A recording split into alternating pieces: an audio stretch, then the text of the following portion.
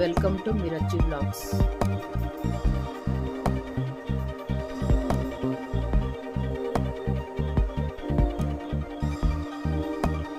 ఈరోజు hair oil తయారు చేసుకోవడం ఎలానో చూద్దాం.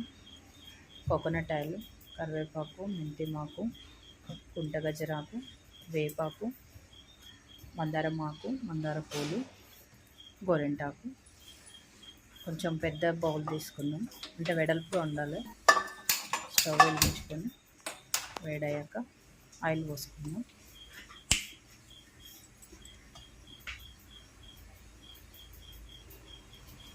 పాత్ర కొంచెం వెడల్పు ఉండేట్టు చూసుకోండి. ఆకులు అవన్నీ బాగా మగ్గాలి కదా, వెడల్పుంటే తొందరగా మగ్గిపోతాయి. పువ్వులు వేసేస్తాం, ఇప్పుడు ఆకులు కూడా వేసేస్తున్నాం.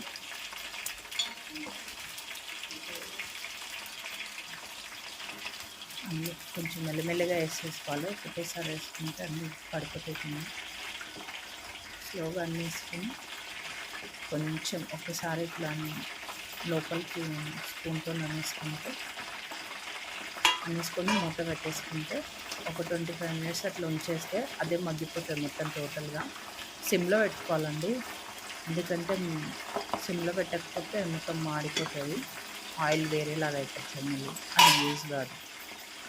అందుకని మొత్తం సిమ్లోనే ఉడికించుకోవాలి మొత్తం దాన్ని. ఇప్పుడు మూత పెట్టేసుకున్నాం. 25 మినిట్స్ అయింది, చూద్దాము. మొత్తం మగ్గిపోయింది చూడండి, ఆయిల్ కూడా కలర్ వచ్చేసి ఉంటుంది, గ్రీన్ కలర్లో వచ్చేసింది ఆయిల్ మొత్తం. మొత్తం మ్యారినేట్ అయిపోయింది మొత్తం లేదు. ఇప్పుడు స్టవ్ ఆఫ్ చేసుకుని చల్లారనిద్దాము.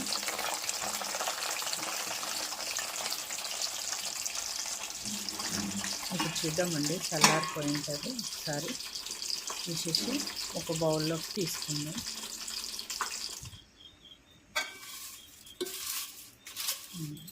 మొత్తం చల్లగా అయిపోయింది.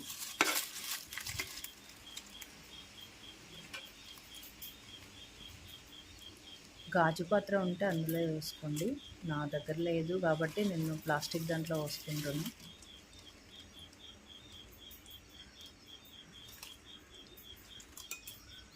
ఎన్ని రోజులైనా స్టోర్ ఉంటుందండి, ఏం ఖరాబ్ కాదు ఆయిల్.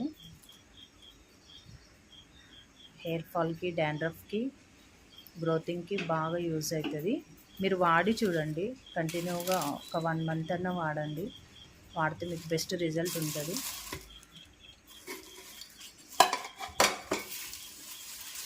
అయిపోయింది. ఇప్పుడు కొంచెం వీటిని ఆకుల్లో మొత్తం ఆయిల్ ఉంటుంది కాబట్టి కొంచెం ఇట్లా అనేసుకుంటే ఆయిల్ మొత్తం వచ్చేస్తుంది, దాంట్లో మొత్తం ఫుల్ ఆయిలే ఉంటుందండి. ఆయిల్ రెడీ అయిపోయింది, మీరు కూడా ట్రై చేయండి. నా ఛానల్ సబ్స్క్రైబ్ చేసుకోండి, నచ్చితే లైక్ చేయండి.